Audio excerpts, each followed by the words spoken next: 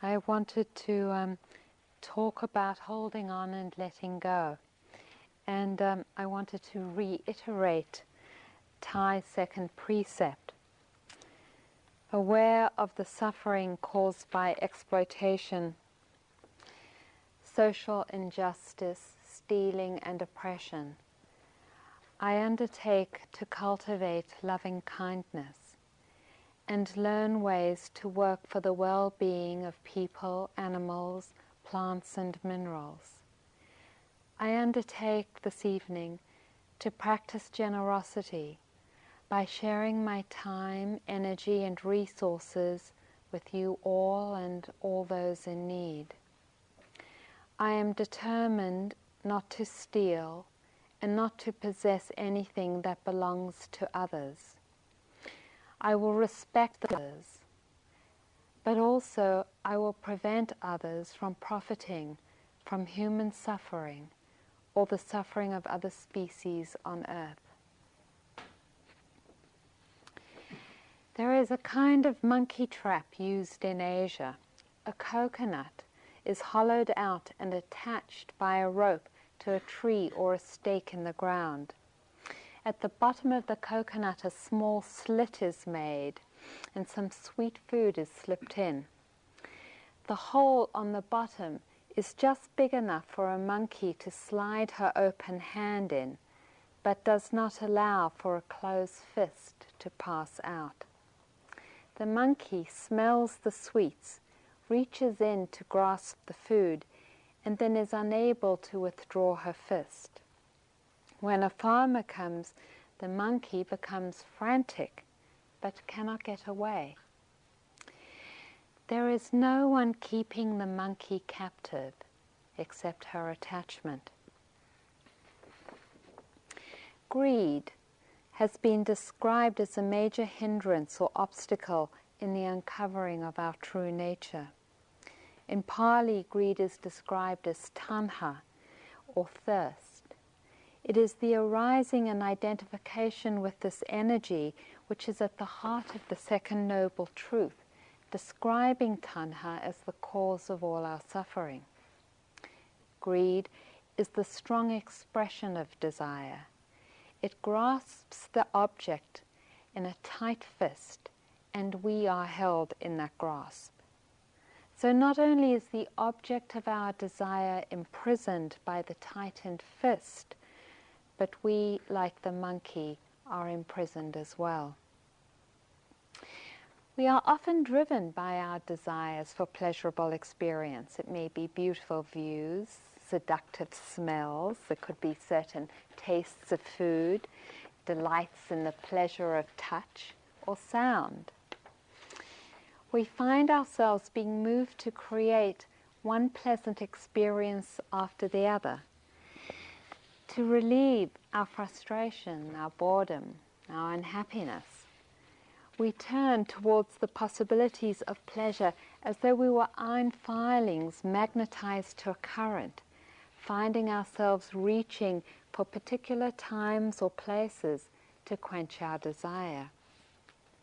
How many times have we sat in this room today and reached for the pleasant experience or sensation in our meditation and turned away from those experiences or sensations that were unpleasant? Probably so many times we couldn't even possibly count it. This thirst, and I'm sure we've experienced this all today as well, seems insatiable. We could, for example, have experienced the most wonderful lovemaking and immediately find ourselves thinking of a good cup of coffee. We could go for an ice cream, satiate ourselves with double mocha chocolate or butter brittle with caramel topping, and then decide that's not quite enough and we need to go for a movie. And then it's Chinese food, and it just doesn't stop. Pleasure, displeasure, and neutrality are actually natural responses to our sensory experiences. Whatever we see, think, feel through touch or taste, gives rise to pleasant, unpleasant, or neutral. What we will experience as pleasant will be determined by our past. Some of us love forests, some oceans, some love Italian food, some Chinese. There is actually no inherently pleasant sensation, but rather responses determined by our past or karma. And there's nothing essentially wrong with liking Chinese food or forests, nor is there anything wrong or spiritually incorrect about going for an ice cream or going to the movies. There's actually a story of a woman who was looking out at the crashing and magnificent waves from a cliff when she was hiking in Hawaii. And she slipped. And as she slipped, she managed to grasp a root that was protruding out from these cliffs. Below her, hundreds of feet, were these very pointed rocks and crashing waves. And as she looked up, she saw a wild rat gnawing away at the root she was holding onto. To her right was the strawberry plant with the most perfect red ripe strawberry. And so as the rat was gnawing away on the root, she reaches out, grasps the strawberry, puts it in her mouth, and delights in the taste as the root gives way.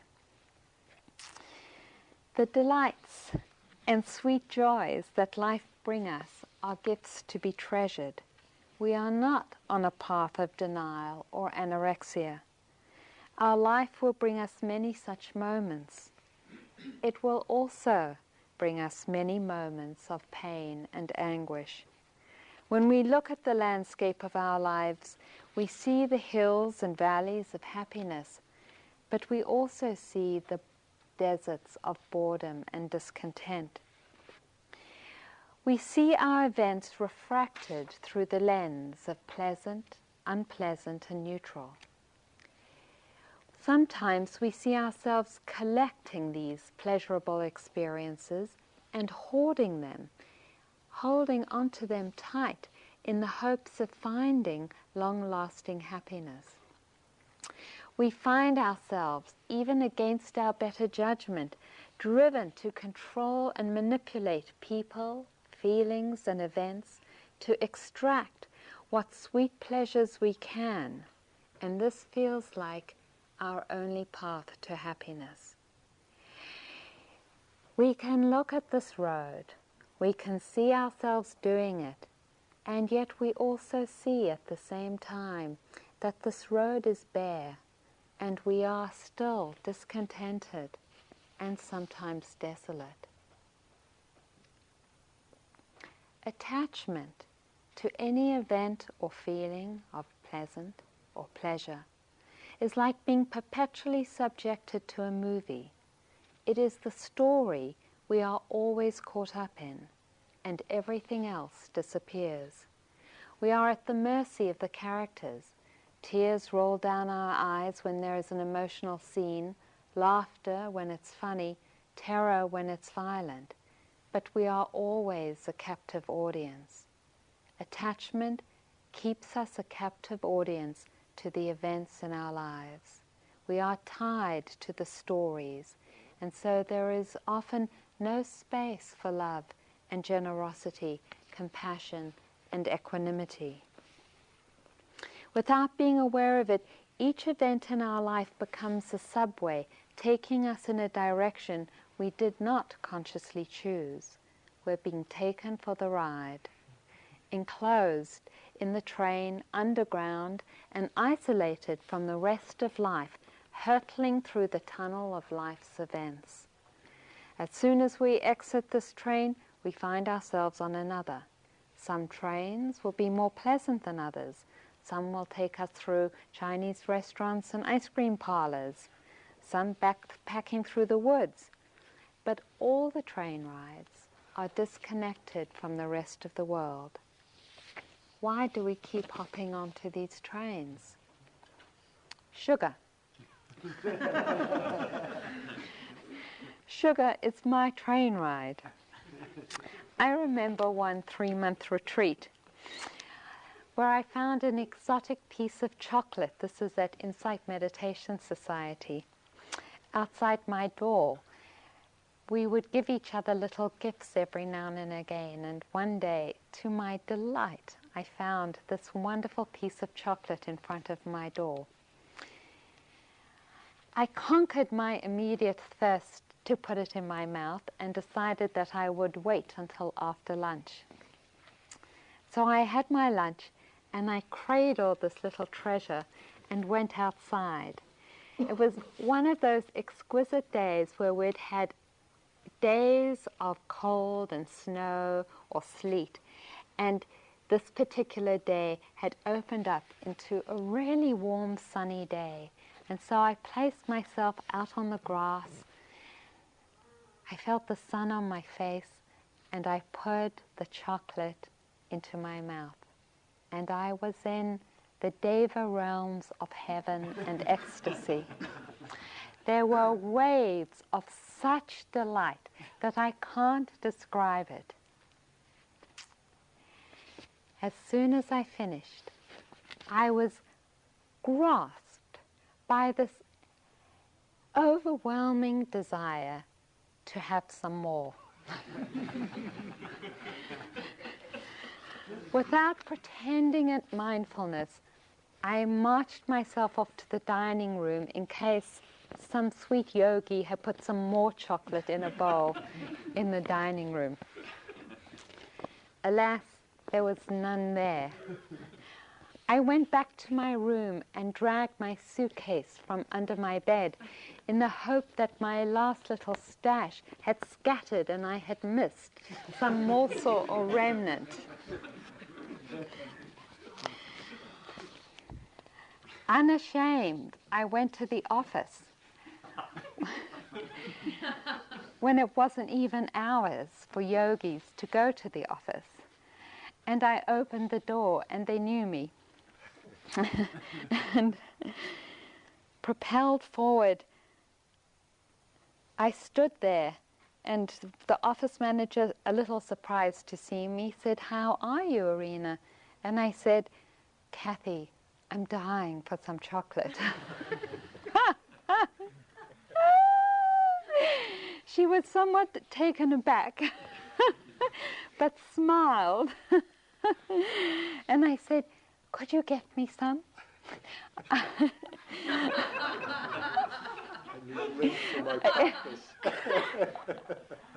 Yes, exactly. I didn't want Hershey's, I wanted Lindt.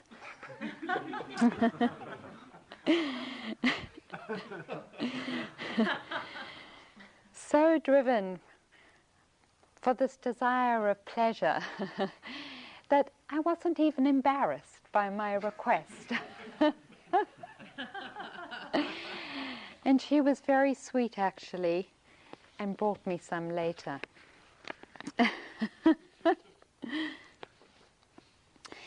Yet sometimes it's not so easy to see how we can live with the second precept free of this craving and desire. One of my friend's landlords has raised the rent of the room in which she does work as a therapist 33%. She thinks it's very unfair. He thinks it's fair to charge whatever the market will hold or whatever the going rate is. It was also difficult for her because he hired a real estate agent to let her know of the changes, so she felt she couldn't negotiate with him. However, she also rents a second room which she doesn't need and charges by the hour to therapists who are just starting up their practice or those with a very small practice. The money she receives from this rent contributes a significant amount to her total rent. I have some other friends who bought a house with 2 separate apartments. The rent from these apartments covers their whole mortgage. When they initially told me about this, I thought, oh, what a good idea. as someone who doesn't have a whole lot of income, this seemed like a possible way to buy and own a house. But then another one of my friends mentioned to me she would never charge rent to cover her own rent, and she thought that it was very unfair. This stimulated me to investigate some previous assumptions that I've lived with around what actually is fair and what is greedy.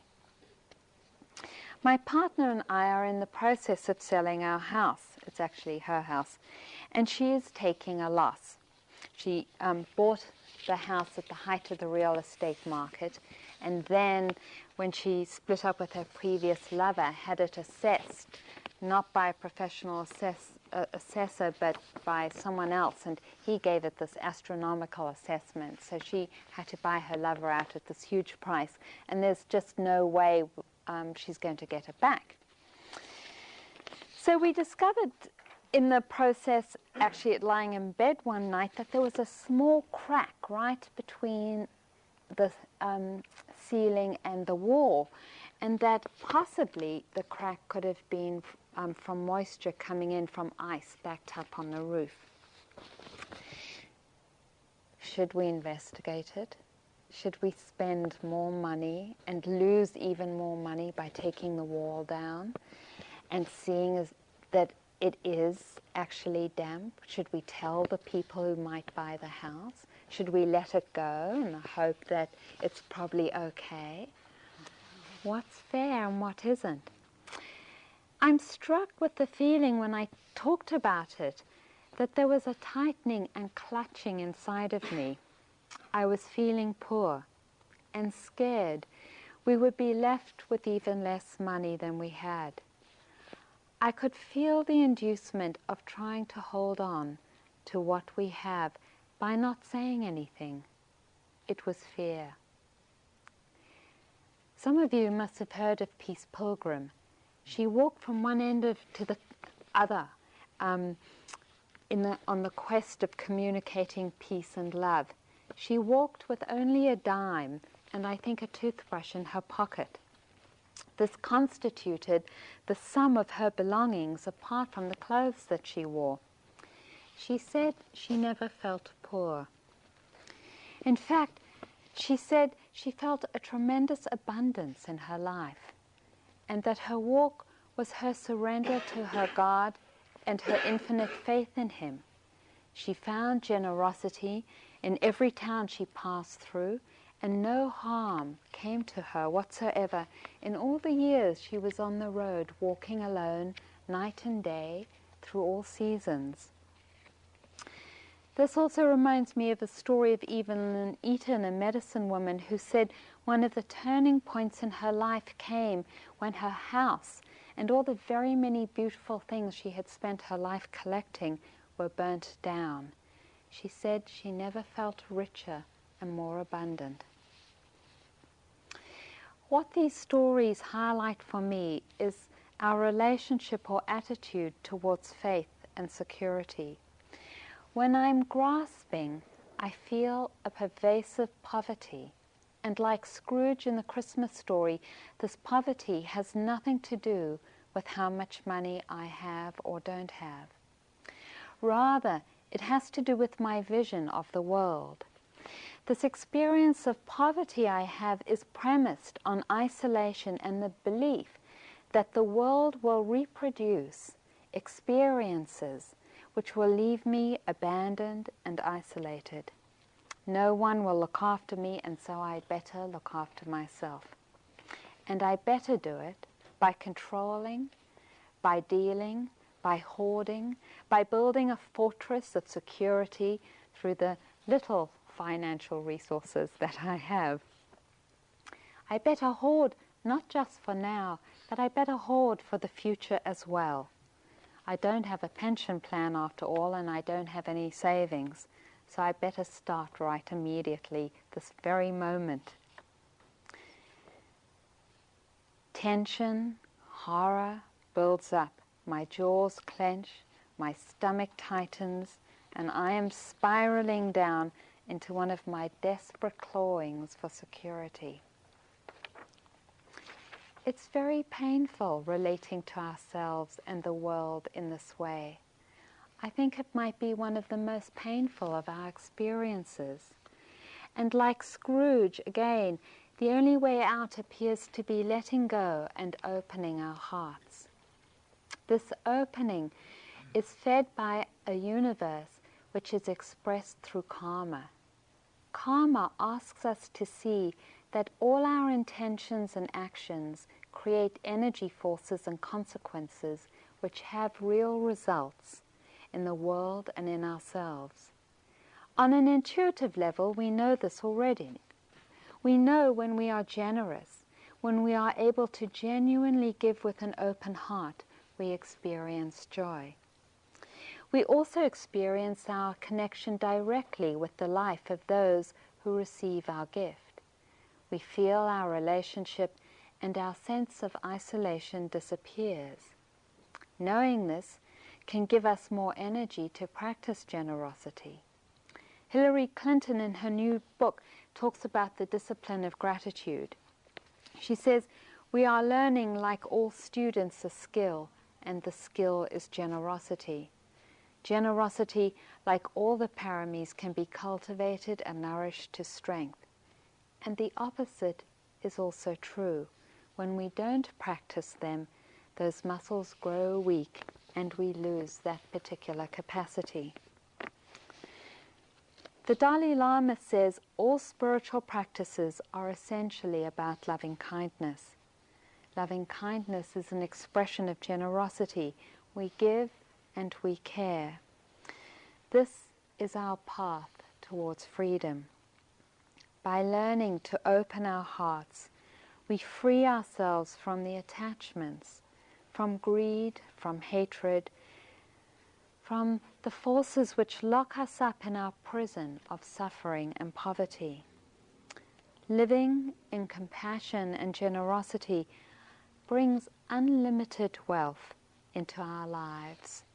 And I don't mean money, but the perspective in which we can see wealth wherever we are. Karma is our inspiration because it shows us the roadmap. It speaks of the valleys and bogs of suffering which we create for ourselves when we identify with our greed and hatred. I just want to emphasize that because each of us experiences greed and hatred. We talked about it this morning. Each of us will probably continue to experience greed and hatred. It is not those energies by themselves which bring us suffering, although they're tremendously uncomfortable, but it is grasping onto them, holding onto them like that monkey and not letting go, which brings us tremendous suffering. It is that place where we get sucked into it, as we get sucked into the movie of believing the story around it, rather than cultivating that relationship of mindfulness and awareness of that experience of greed. The awareness or mindfulness gives us the ability to choose whether we want to buy into it or not.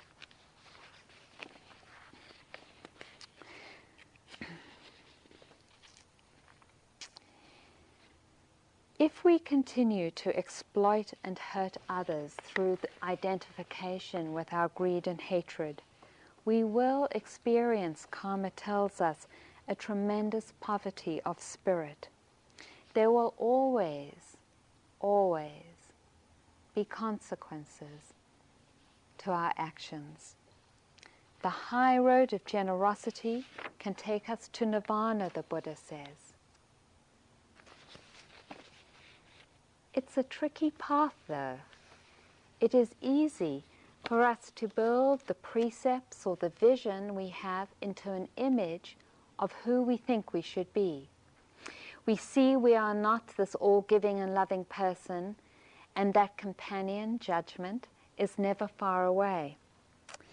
I remember climbing in the New Hampshire mountains several months ago with a friend, and I'd really been looking forward to doing this climb up Mount Washington.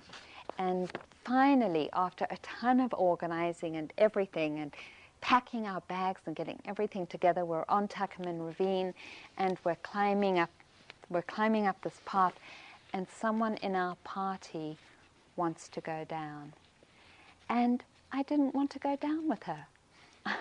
I wanted to continue on the path. And luckily for me, someone else very generously went down with this woman. And afterwards I saw myself and I watched the judgment come in, and for a moment I felt awful. I was like, gosh, Arena, you really are selfish, you know. I know how wonderful it is when I'm hiking and I can't do any more. Someone is generous enough to hike back down with me. And there you were, having received that gift many times, and you couldn't do it.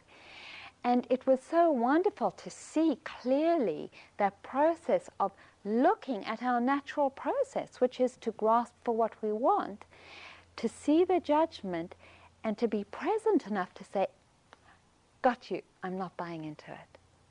The process is a natural one. I saw myself in a place where I wasn't generous, and that's enough. I can forgive myself for it, and I can make a commitment to give more generously next time.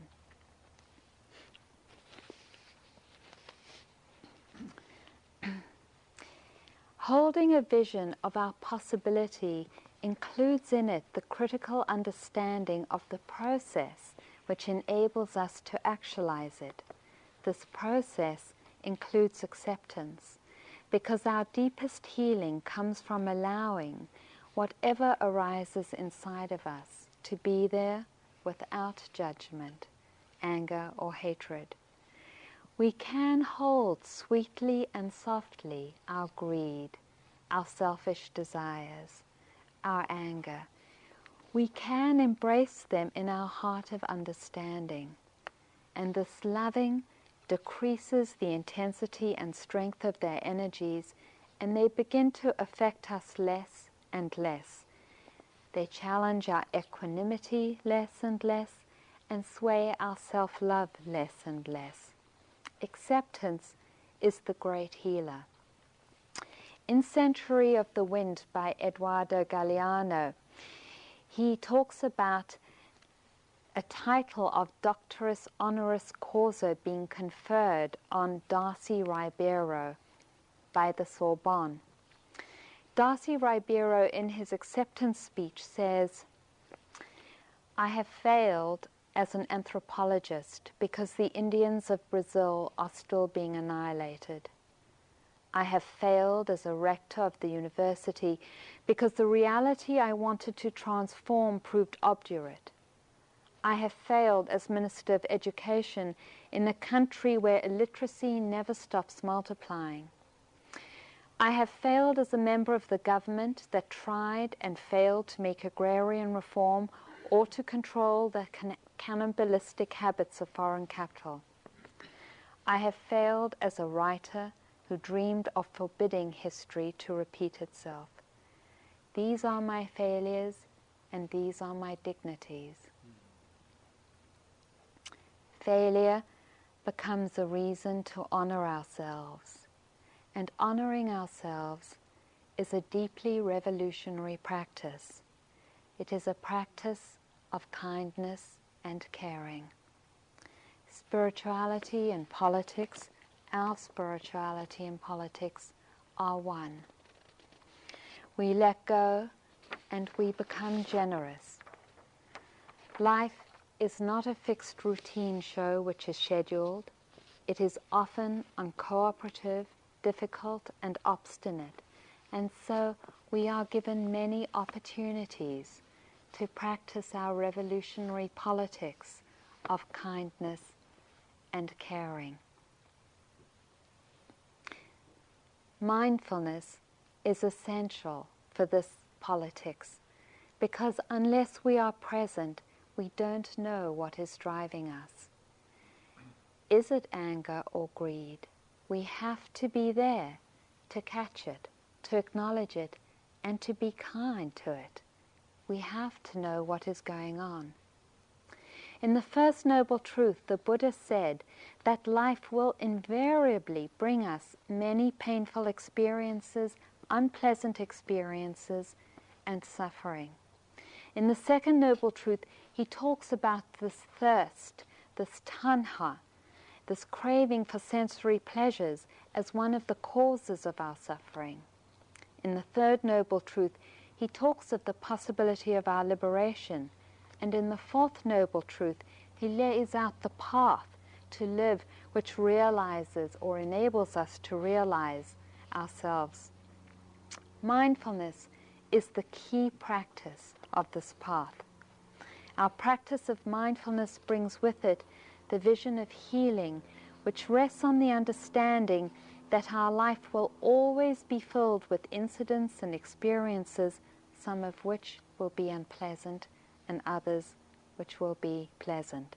Our freedom arises as we release our attachments and aversions, that is, our liking and our not liking, our wanting and our not wanting, to these pleasant and unpleasant experiences, to the pain in the knee, to the sleepiness in the meditation, to the boredom, to the wandering mind, to the fact that we haven't found a breath yet all day.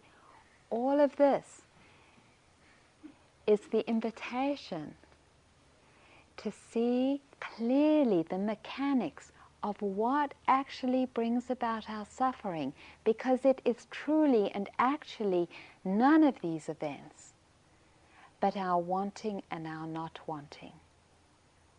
Our wanting and our not wanting are the crux of our oppression and of our liberation. The third Zen patriarch says, "The great way is not difficult for those who have no preferences. When love and hate are both absent, everything becomes clear and undisguised.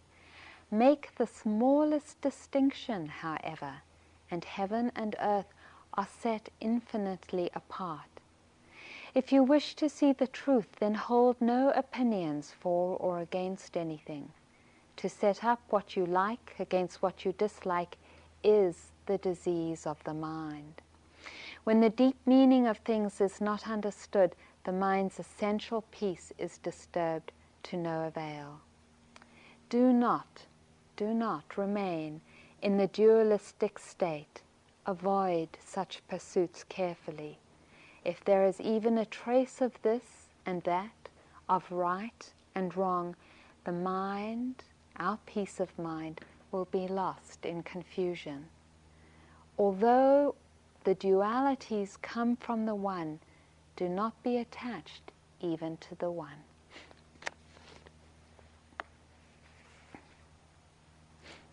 So let's sit for a moment together.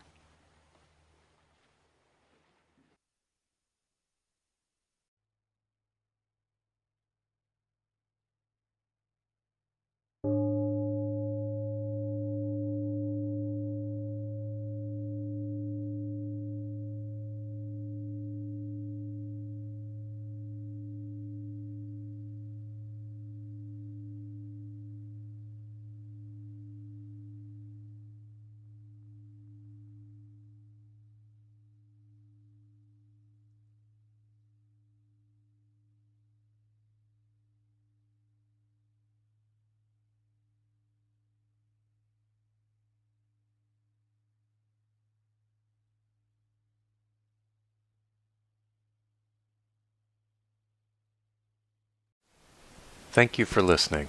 To learn how you can support the teachers and Dharma Seed, please visit dharmaseed.org/donate.